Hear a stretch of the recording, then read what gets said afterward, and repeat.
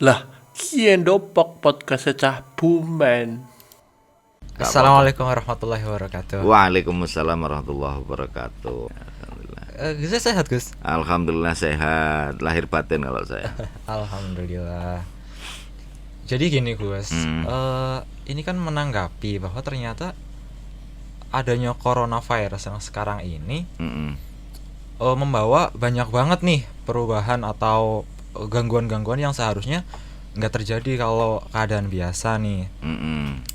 Mulai dari banyak sektor nih Gus, khususnya yang mau kita bahas nih dari sektor religi atau kayak misal, apalagi ini posisinya kita ada di bulan suci Ramadan nih, bulan yang kalau dalam kepercayaan umat Islam itu bulannya beramal, beribadah dan melaksanakan serangkaian kegiatan untuk mendekatkan diri kepada Allah Subhanahu wa taala. Iya, tapi dengan adanya coronavirus ini ternyata menimbulkan banyak sekali perdebatan di kalangan masyarakat nih tentang kebijakan pemerintah yang seperti halnya kita tahu ada pembatasan sosial, kemudian social distancing gitu. Nah, menurut panjenengan gimana tuh Gus tentang coronavirus ini dari sisi Islam Gus? Pertanyaannya terlalu luas, mungkin lebih dipersempit itu loh. Kalau menurut saya itu, kalau jangan menurut versi Islam itu seolah-olah saya nanti mewakili Islam. Kalau saya ya saya, meskipun kacamata saya sebagian orang mungkin menganggap saya itu lebih mengerti sedikit tentang Islam. Tapi begini aja, bahwa corona ini adalah bentuk rahmat Allah. Sekali lagi saya tandaskan bahwa apapun yang Allah berikan pada kita itu bentuknya rahmat. Meskipun terkadang bagi manusia yang mengalami, ada kalanya dipandang itu sebagai penderitaan, ataupun ini bahkan pada beberapa dulu itu seolah digiring bahwa corona ini merupakan bentuk azab, ada yang mengatakan tentara Tuhan dan lain sebagainya. Saya tidak akan membahas itulah. Tapi konteksnya mari kita sama-sama bahwa apapun yang diberikan pada Allah ini adalah rahmat. Bahkan sialnya itu kadang kebencian pun seseorang bisa menjadi rahmat buat orang lain. Ini sufistik ya. Misalnya coba, kalau mungkin orang yang dagang, orang yang menjadi keseharian misalnya pekerja, ini mungkin bisa menjadi sebuah musibah. Tapi kalau misalnya yang pembuat masker yang dulu itu nggak pernah laku, coba Anda bayangkan kemarin pada waktu sebelum corona, kira-kira orang jualan masker itu laku enggak sih? Enggak laku sama sekali. Sekarang jadi rahmat. Iya toh? Benar. Terus kemudian katakanlah obat-obat yang tadinya ini orang akhirnya berjaga-jaga tentang kesehatan mereka, lebih perhatian. Bahkan ini secara guruan ya, mohon maaf, banyak yang suami-suami atau istri-istri itu yang katakanlah selingkuh. Ini sekarang selingkuh susah. Wong social distancing kan. Mau nengok selingkuhannya susahnya luar biasa. Akhirnya dikurung sama istrinya. Mau kemana Pak? Wah, ini mau ke sana-sana. Oh, nggak boleh. Ini ada lagi social distancing. Di sana ada corona dan sebagainya. Walhasil dia lebih perhatian pada keluarga, lebih perhatian pada ibadah. Ini jadi ibadah. Jadi momentum bulan corona pas bulan suci Ramadan ya, coba jangan bicarakan tentang yang lain-lain. Mungkin suatu kali ini biasa terawih di musola atau masjid. Ya, karena dia selamanya itu jadi makmum, dia nggak pernah belajar jadi imam.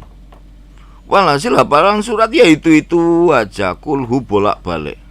Kul a'udzu birabbin nas, kul a'udzu birabbil falaq, kulhu ya cuma 3 surat. Paling ya tambahan ina atoena sama wal ngasri kan begitu. Yang pendek.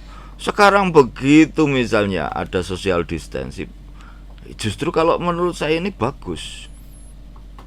Diajarkan di rumah, tes. Coba bapaknya bisa jadi imam yang baik atau enggak.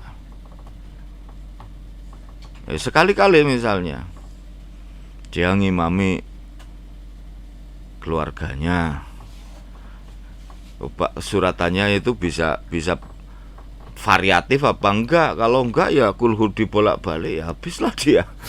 Ya. Atau mungkin dia juga bisa mengawasi anak-anaknya, mengawasi ini bareng-bareng sama istrinya, baca Quran bareng di rumah. Jadi tahu bahwa istrinya itu ternyata selama ini itu nggak pernah bisa baca Quran. Dan ini kesempatan ibadah. Framingnya itu seolah-olah itu, ya tolong masyarakat jangan digiring kepada sebuah kegiatan yang katakan mulazamah, yang menjadi rutinitas. Tapi coba cari bentuk format-format ibadah lain yang justru mungkin itu banyak hikmah buat kita semua. Kita diperintahkan oleh pemerintah untuk social distance. Ya cobalah kita patuhi, kan enak. Justru di balik kepatuhan itu ternyata kita bisa mengambil banyak sikap. Tapi ya kembali lagi solutif lah ya. Ya itu kalau menurut saya untuk bulan Ramadan. Coba sekali-kali misalnya belajar Al-Quran di rumah, belajar untuk mengajar juga anak-anak di rumah, belajar jadi imam sholat. Lalu sekarang bisa mengatakan dia itu social distancing itu pegah, katakanlah merasa sesak napas karena tidak bisa bercampur. Toh di media sosial dia itu ya aktifnya luar biasa, ngabis-habisin kuota lagi.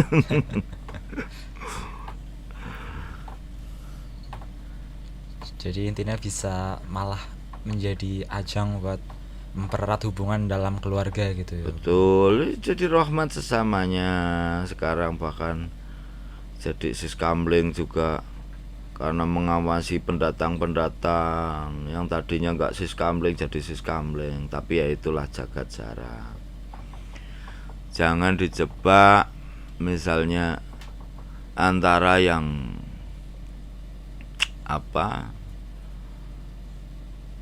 Jumatan dan tidak Jumatan, antara yang ini traweh yang jamaah dengan yang traweh di rumah. Jangan kayak gitu.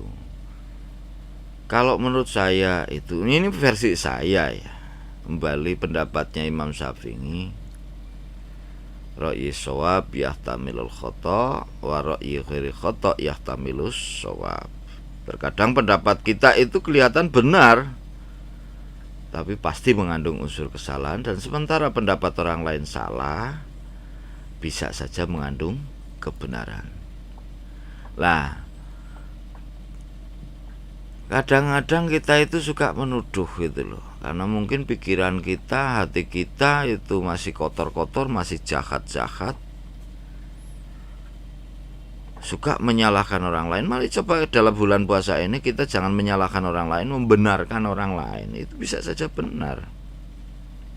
Tidak Jumatan bisa saja benar. Saya kemarin itu pernah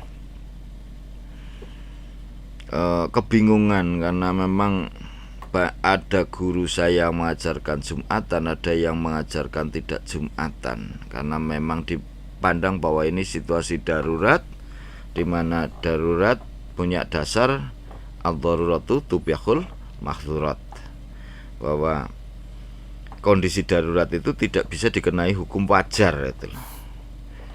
Atau ada yang memakai kaidah darul mafasid atau taful mafasid muqaddamun ala jalbil masalih.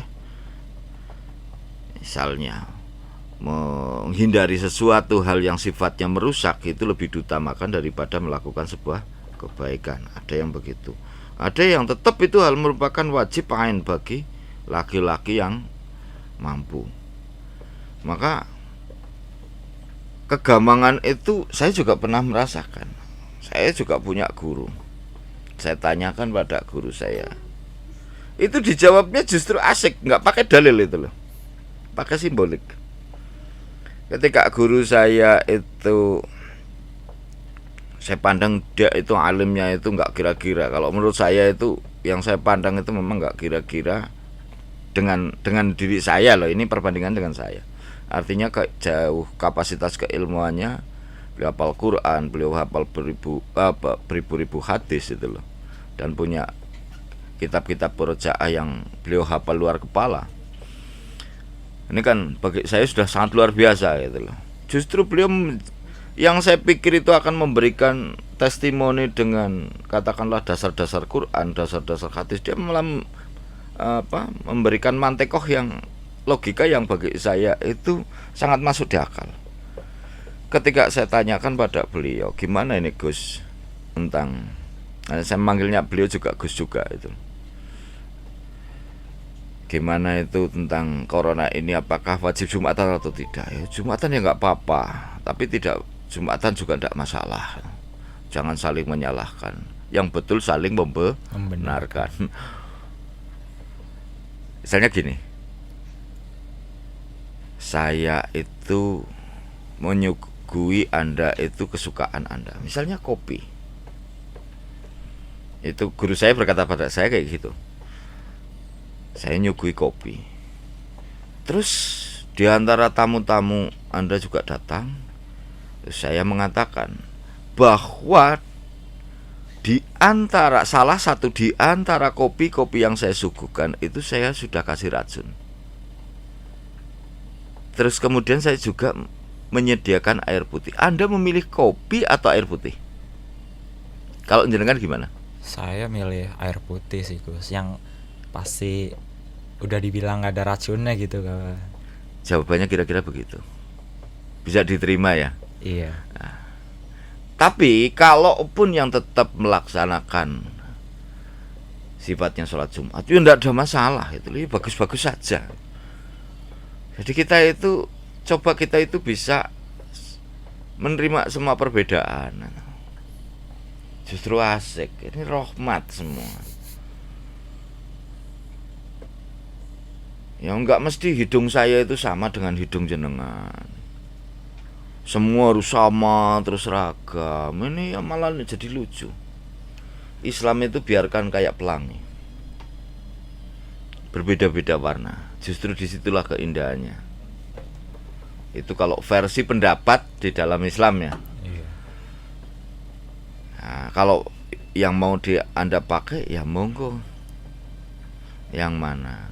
Tadi seperti halnya, kalau Anda yakin misalnya, wah ini pasti bukan kopi saya, ya enggak masalah. Tapi Anda milih safe, milih aman. Hanya sudah, yang penting cuma minum kok air putih. Misalnya, ya sama tadi. Misalnya Anda mengaku, wah ini saya tetap Jumatan karena ini aman, enggak ada masalah. Ya silahkan. Tapi kemudian Anda merasa, wah kalau saya Jumatan kemudian nanti saya itu tertular, kemudian saya menularkan, misalnya pulang menularkan keluarga saya, hukumnya bagaimana? Dosa enggak? Dosa. Oleh karena itu saya enggak mau berbuat dosa. Saya milih yang di rukhsah saja, misalnya saya sholat duhur. Oh ya silakan. Itu sah-sah saja. Yang penting kita ikut pendapat ulama. Jangan kita berpikir dengan rasional kita sendiri, nanti bisa keliru. Itu aja pesan saya kalau masalah pertentangan itu.